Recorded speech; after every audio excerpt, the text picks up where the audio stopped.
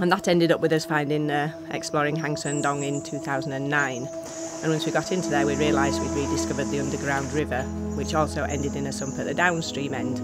So we had a gap there of around 600 metres between the two sumps in the caves. So we were fairly confident that the same water that goes into Son Doong then comes out of Thung. But it took until now for us to decide to try and dive and make that connection.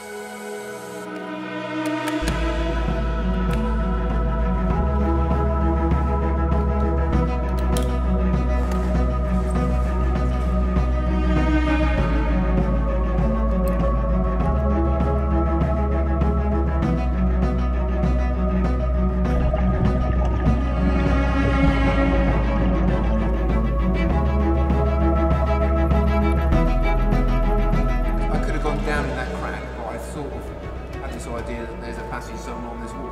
Yeah. But I mean, because it's warm, it felt quite... Yeah, it's hanging, sort of hanging. Oh, hanging down from the roof. If it was a formation, you'd call it a curve. Yeah, but okay. It's just a massive lump of rock. Okay. There's a thing, oh, and I've got 5 metres left, line, oh, now I'm at 50. Oh, so you only reach 50 at the end? Yes, I only reach 50 right at the end.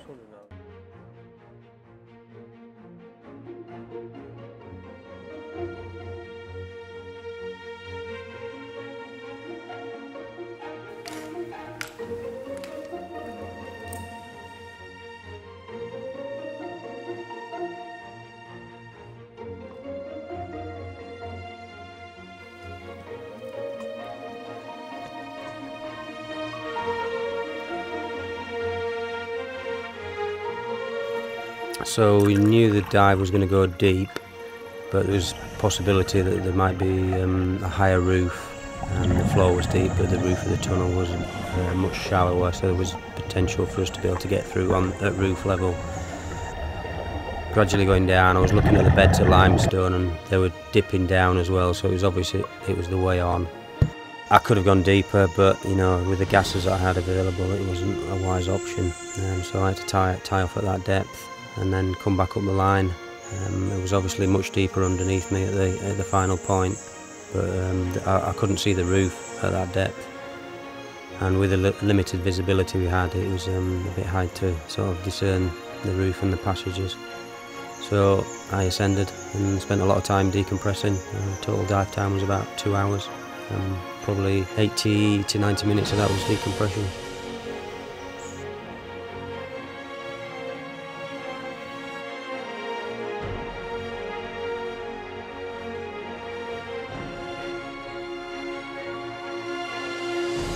When we first arrived at the dive site, before even putting the diver in the water, we decided, because there was a raft, we would make plumb depth measurements of the whole length of the sump pool, which was maybe 100–150 metres long.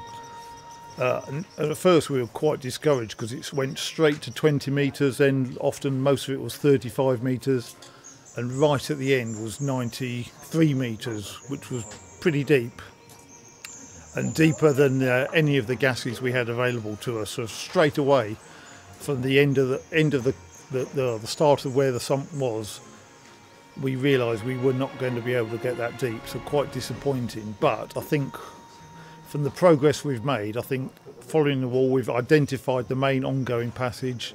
We've identified it is a separate passage, and we've made good progress there to a moderate or reasonable depth considering what we have. So I think that's probably a lot more encouraging than we first thought when we plumbed that depth to 93 metres. You know, very often there's lots of disappointment in what we do. We're trying to go places that no one's ever been before. We don't know what's there. We don't know if we can go there. We don't know if the passage continues. We don't know if it's going to be too deep or too far. So it's a game of just trying and trying, and a lot of disappointment, and every so often you get a great success. But that's just the nature of exploration.